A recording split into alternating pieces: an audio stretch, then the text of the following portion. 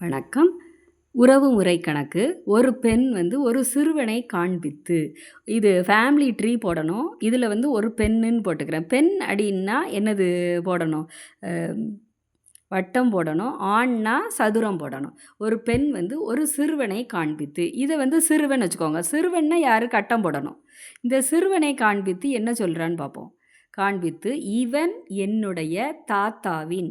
இந்த பையன் என்னுடைய தாத்தாவின். அப்போ இவளுக்கு அம்மா அப்பா இங்கே இருக்காங்க. அதுக்கு மேலே தான் தாத்தாவை போடணும். சரியா?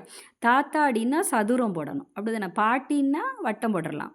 தாத்தா தாத்தா என்னுடைய தாத்தாவின். இதில் ஒரு இது இருக்குது. சரியா?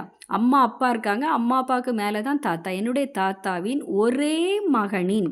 மகன்னா யார் போடணும்? சதுரம். இவங்க மகன்.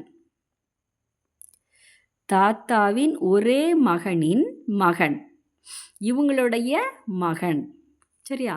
இப்படி கொடுத்துருக்காங்க. அப்போது இந்த பொண்ணுக்கு அப்பாவுடைய அப்பா, அதான் தாத்தா வரும். சரியா? அவர் என கூறினால் எனில் அந்த பெண் அந்த சிறுவனுக்கு எவ்வகையில் உறவு? யார் வருவா?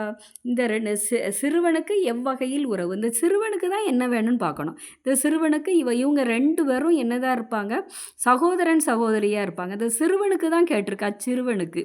அப்போது அந்த சிறுவனுக்கு அந்த பெண் சகோதரின்னு ஆன்சர் வரணும். சரியா? சகோதரி ஆன்சர். நன்றி.